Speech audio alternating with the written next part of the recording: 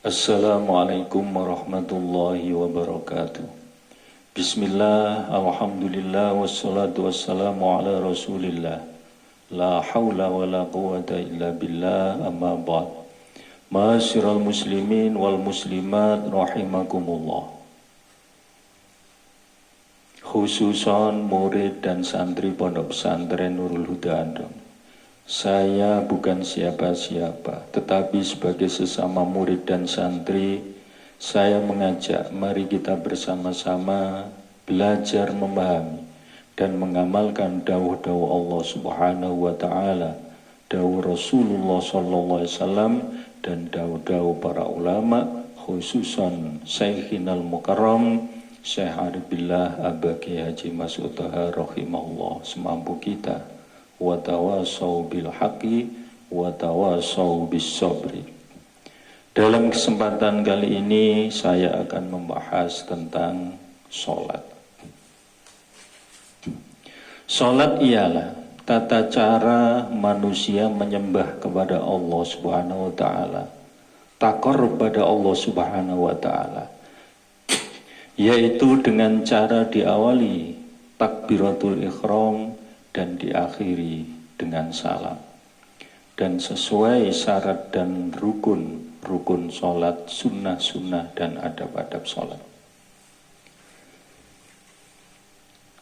Yang pertama, kita sudah maklum bahwa sholat 5 waktu itu hukumnya wajib, dan yang pertama dihisab di akhirat adalah sholat. Awwalu ma yuhasabu bil abdu yaumal qiyamah as-sholat ila akhir.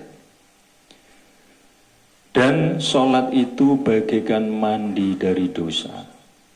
Jika sholat 5 kali, maka bagaikan mandi 5 kali, tentu bersih.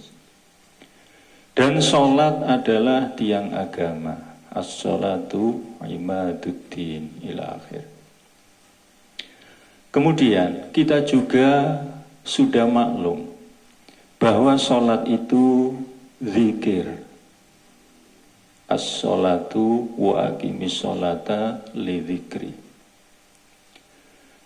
Dan sholat itu bisa mencegah perbuatan keji dan mungkar. Inna sholata tanha 'anil fahsya wal munkar. Dan sholat terdiri dari bentuk zahir dan bentuk batin. Bentuk zahir ada syarat-syarat sholat, rukun-rukun sholat, batal-batal sholat, sunnah-sunnah sholat, dan makruh-makruhnya sholat. Silahkan dicek di kitab-kitab pasholatan atau kitab-kitab fikih seperti Fathul Qorib, Fathul Mu'in, Fathul Wahab, Muhadzab, dan lain-lain. Dan untuk menyempurnakannya, pertama, kerjakan semua syarat-syarat rukun sholat tersebut. Kemudian sempurnakan dengan sunnah-sunnah dan adab-adabnya. Kemudian jauhi batal-batalnya. Dan sempurnakan dengan meninggalkan makruh-makruhnya. Shollu kama ra'aitumuni usolli. Sholatlah kalian seperti kalian melihat aku sholat. Itu sabda Rasulullah SAW. Adapun yang kedua, bentuk batinnya sholat atau ruhnya sholat. Fahusnul khusyu' wa khuduril qalbi. Baik khusyuknya dan hadir hatinya. Tenang, tentram, hatinya hadir kepada Allah Subhanahu wa Ta'ala. Kemudian watadabburul qiraah wa fahmu ma'aniha. Tadabbur makna yang dibaca. Menghayati, memahami, menikmati munajat dialog kepada Allah. Wamtila'il qalbi bita'zimillah. Kemudian hatinya penuh dengan takzim kepada Allah, mengagungkan Allah, indar ruku was sujud. Sujud mengagungkan Allah, ruku mengagungkan Allah, penuh mengagungkan Allah dalam hatinya. Makanya ketika rukuk dan sujud sebaiknya diperpanjang, khususnya ketika sholat sendiri. 3 kali tasbih atau 5, 7 sampai 11 kali. Bahkan sujud yang terakhir perpanjang munajat kepada Allah. Sebab saat itu adalah saat mustajabah, saat itu adalah saat dekatnya seorang hamba kepada Tuhannya. Wasjud waqtarib. Qala sallallahu alaihi wasallam, laisa lil 'abdi min salatihi illa ma aqala minha. Yang dinilai seorang hamba ketika sholat adalah ketika akalnya sadar dengan sholat itu sendiri, khusyuk khudur. Wa innal musalli qad yusalli sholata fala yuktabu lahu fiha sudusuha. Ketika khusyuk khudurnya 1/6 maka nilainya 1/6, ketika 1/10 maka nilainya 1/10 dan seterusnya. Maka dalam hal ini guru kita Syekhinal Mukarram Abah Kiai Haji Mas'ud Thahar rahimahullah dawuh, cara khusyuk khudur dalam sholat antara lain: 1. Tempatkan 3 perkara pada tempatnya masing-masing. 1. Mata melihat tempat sujud antara terbuka dan terpejam. 2. Dada menghadap kiblat seakan-akan di hadapan Ka'bah. 3. Hati, pikiran khudur kepada Allah. Itu yang pertama. Yang kedua, terapkan 3 makom, yaitu makom mujahadah, makom musyahadah, dan makom munajah. Makom mujahadah, berjuang untuk konsentrasi hati, pikiran, merasa sampai bisa merasa dilihat oleh Allah. Ketika sudah bisa, baru ngangkat tangan takbir Allahu Akbar.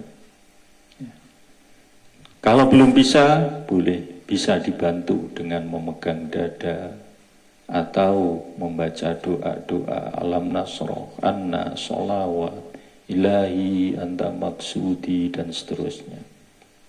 Itu yang pertama, makom mujahadah.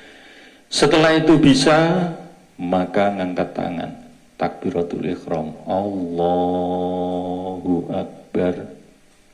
Setelah baca doa iftitah, inni wajjahtu wajhiya, dan seterusnya, maka pindah makom musyahadah. Setelah itu membaca surat Fatihah sampai iyyaka na'budu wa iyyaka nasta'in, pindah ke makom munajah sampai akhir makom munajah. Yang ketiga, jangan pindah rukun sebelum merasa dilihat oleh Allah, sebelum khusyuk dan khudur. Rukuk, jangan pindah dari rukuk sebelum ada rasa khusyuk khudur. Baru pindah i'tidal. Setelah bisa merasa, pindah lainnya, dan seterusnya. Maka ini perlu latihan. Yang keempat, semua anggota badan yang bisa ditekuk harus ikut menghadap kiblat. Pertama, takbiratul ihram, bainal mankibaini, antara kedua pundak. Ya. Kemudian ujungnya bisa ditekuk, Allahu Akbar. Kemudian rukuk. Ketika rukuk tangannya seperti ini, menghadap kiblat. Kemudian sujud. Ketika sujud menghadap kiblat tangannya. Dan ujung kaki juga menghadap kiblat, ujung jari, ya, ujung jari kaki. Kemudian Rabbi firli, tangan di atas pupu menghadap kiblat, ya, jangan sampai ditekuk ke bawah. Ya. Jadi semua yang bisa ditekuk diajak menghadap kiblat. Kaki berdiri yang lurus, jangan menceng-menceng, lurus. Qadra sibrin, kira-kira 1 jengkal. Sebab ad-dhawahir tajlibu alal batin, ad-dhawahir tadullu ala batin. Yang dhahir itu bisa menarik yang batin, yang dhahir itu adalah menunjukkan yang batin.